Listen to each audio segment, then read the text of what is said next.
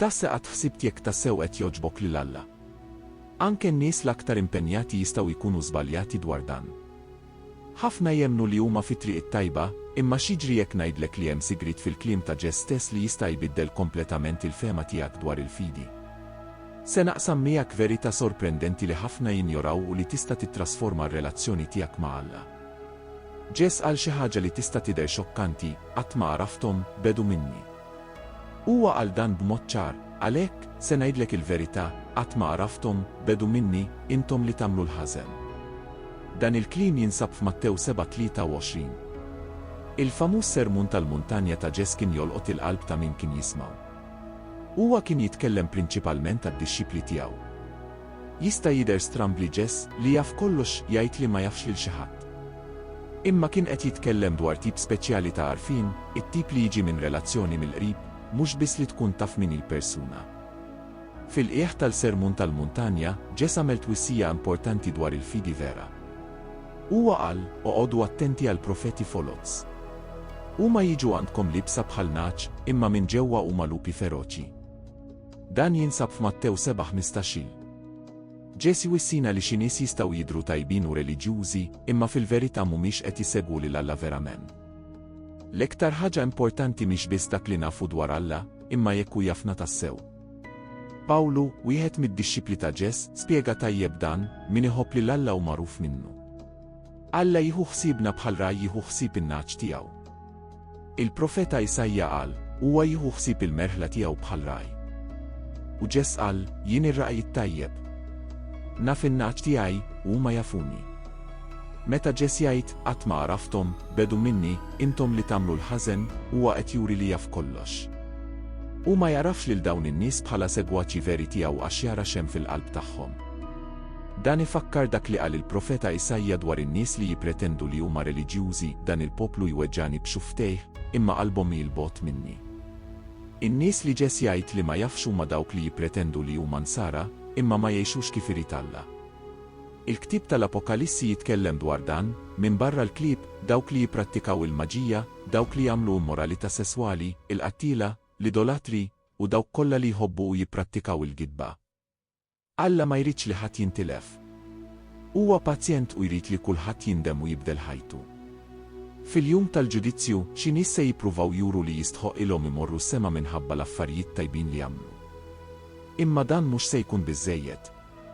Anke jekk jgħidu li jagħmlu ħafna affarijiet f'isem Jess, ma għamlux l-unika ħaġa li tot tassew, li jemmnu bis-serjetà f'dak li bagħat Alla. Għalhekk, Jess li hu l-imħallef ġust se jibgħathom il-bogħod minnu għal dejjem. Jess preżenta ruħu bħala dak li se jiġġudikana l-koll fl-aħħar jum. Dan żgur sorpriża ħafna nies. Immaġina, għallimhom li minn reġjun imbiegħed jgħid li se jkun l-imħallef tal-umanità kollha. Meta Jess tkellem dwar dak il-jum, u kien qed jirreferi għad jum tal-ġudizzju finali, li l-koll kemm aħna se niffaċċjaw. Predikatur famuż jismu Spurgeon darba staqsa, x'inhu l-iskop l-aktar importanti ta' ħajtek? Se tħossu daqshekk importanti dak il-jum kemm tħossu issa? Se tħoss li kien għaqli li segwejtu b'daqstant dedikazzjoni? Jista' jkun li tiddefendih issa, imma se tkun tista' tiddefendih meta kollox li hu temporanju jisparixxi. Jess tkellem dwar nies li kienu jagħmlu affarijiet impressjonanti f'ismu. Huma kienu jipprofetizzaw, ikeċċu xjaten u jagħmlu mirakli. Imma, għalkemm dawn l-azzjonijiet jidhru grandjużi, ma jfissru xejn jekk ma jkunx hemm ħbiberija vera ma' Jess. Anke jekk jagħmlu dawn l-affarijiet f'isem Jess, dawn in-nies qatt ma kellhom relazzjoni vera ta' mħabba u fiduċja miegħu. Fl-aħħar mill-aħħar, dak li verament jimpurta għas-salvazzjoni tagħna u li nkunu nafu lil Jess u li hu jkun jafna. Mhux biżżejjed biss li ngħidu li nemmnu jew nagħmlu affarijiet li jidhru spiritwali. Dak li jgħottu r-rabta tagħna ma' Jess permezz tal-fidi li hu jagħtina. Meta nkunu maqudin ma' Jess inkunu siguri. Mingħajr din ir-rabta anke l-akbar mirakli m'għandhomx valur. Immaġina tisma' lil Jess jgħid, biedu minni. X'kelmiet tal-biża'. Biet mill-istess Jess dak li fih insibu l-ħajja eterna. Li tkun ma' Kristu huwa bħal li tkun fil-ġenna, imma li tkun il-bot minnu huwa l-ard batija. Jess għandu t-twivet tas-sema u l-infern fidejh. L-ar kastik għal dawk li huma rrifjutati huwa li jitilfu kull tama li jirċievu xi ħaġa tajba minn għand Jess. Il-fidi vera f'Jess tidher meta nobdu r-rida tal-Missier. مش بالزيد بس نايدو مولاي ونتكلموا لي عنا الفيدي. يحتيج لي نمشوا فوق داك اللي جا سلمنا. شي ناس يافوا يتكلموا سبيح دوار الله يمموريتزاو فيرسي من البيبيا ويكانتا حفنا النيت إما شرطة واحدة ما يعملوش داك اللي الله يريد. الناس اللي تولدوا من الجديد كيف علمنا جس عندهم السبيرتو تالا يمر فيهم. بلاينونة السبيرتو السانتو وما كاباتشي يفهموا ويعملوا الريدة المسير. كيف يايت فروماني 8-9 انتم بيرو منتمش تحت الكنترول تاللحم إما تالسبيرتو يك فيرامنت السبيرتو تالا يمر فيكم. ويك شهات ماندوش السبيرتو تا كريستو ما يبارتينيش للكريستو. المحبة تالا في القلب تا داون الناس توصلهم باش يبدوا للالا ويعينوا للبروشمو. شي ناس قادهم يتمعوا للبيب تا السما يستا يرجع ينفتح ورا اللي ينعلق إما البيبيا ما تيتشين دوار دان. جيس قال ستوريا باش يسبيغا أحيار كل من يسمع داون الكلمة تياي ويابليكاهم هو بحال راجل برودنتي اللي بين الدار تياو فوق البلاد. نزل الشتا زفيلوباو شماير نفو الريح وتاو كونترا ديك الدار وما وقتش أشكال السيسين تاعها فوق البلاد. جيس كومبلادين الستوريا باللي قال إما مين يسمع داون الكلمة تياي وما يابليكاهم شو بحال راجل بلاسنس اللي بين الدار تياو فوق الرمل. نزل الشتا زفيلوباو شماير نفو الريح وتاو كونترا ديك الدار ووقت. وكانت وقعة كبيرة تاعها. دين الستوريا تملنا نحسبوا دوار كيف اتنيشوا الفيدي تاعنا. الناس اللي يسمعوا للجيس يستووا ينقسموا في زوج جروبي، داوك اللي يسمعوا ويعملوا داك اللي ويعلم، وداوك اللي يسمعوا إما ما يابليكاوش. جيس كان يتكلم على حفنة تيبي ديفرنتي تا ناس ويفرضوا مك كيف سيعمل في اليوم الكبير تا الجوديتسيو متى الجنوس كلها يكونوا قدامه. كاملوا ديانسا عقلية كيف كل البلوع يسمعوا الكلمة تا جيس. الديفرنسا هي اللي العقلين يبراتيكاو داك اللي يسمعوا وقت البلوع له. مش بالزيت اللي تسمع بس تريد تجيش سكون داك اللي سمعي. من برا الزوج جروبي يستوي يدروا الاستاس إما متى يجوا المالتمباتي تالحية نراو من فيرامنت بين حيتو فوق سيسين سودي. جي سلمنا للسيسين اللي نازلوا على حيتنا وما امبورتانتي حفنا. لونيكو سيسين اللي يبقى صوته والوبيدينسا اتيفا على الكلمة تياو. الديفيكولتايت تالحية يتستياونا إسا والجوديتسيو فينالي يتستيانا أكتر.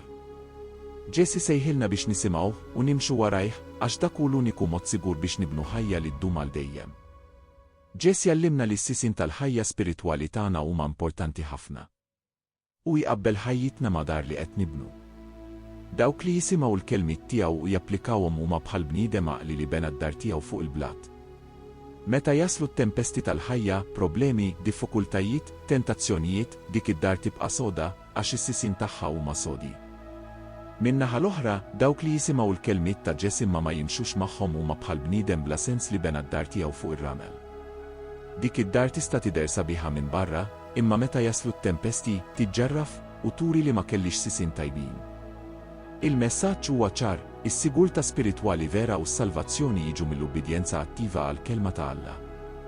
مش بالزيت اللي تكون تا في البيبيا تريد تيش كونت التعليم تاعها وتوري الفيدي تاعنا بيرمتستالاتسيونيت تاعنا. هي دين الديفرنسا بين السيغواتشي فيريتا جيس وداوك اللي يعيدوا بس اللي يمشوا وراي. جيس يستدينا باش نزامنا والسيسين تالفيدي تاعنا. قاعدين نبنوا هايتنا فوق البلاد صوت تالتالين تياو يو فوق الرمل اللي يتشقلق تفيدي سوبرفيتشيالي. ويوسينا لي فلاحر دين لازلة ستديترمينا الدستينتين تاعنا. li tobdi l-kelma talla mhijiex sempliċement li ssegwi regoli, imma li tiżviluppa relazzjoni intima u personali ma' Ġess. Huwa jafna u jsejħilna biex insiru nafuh profondament. Permezz ta' din il-ħbiberija ma' Ġess, l-Ispirtu Santu jgħinna ngħixu skont ir-rieda talla, inħobbu lil Alla u lil proxmu b'mod prattiku fil-ħajja ta' kuljum. Ġess mu interessax biss fil-kliem jew fl-azzjonijiet esterni tagħna. U jimpurtaħ mill-istat tal-qalb tagħna u mis-sinċerità tal-impenn tagħna miegħu.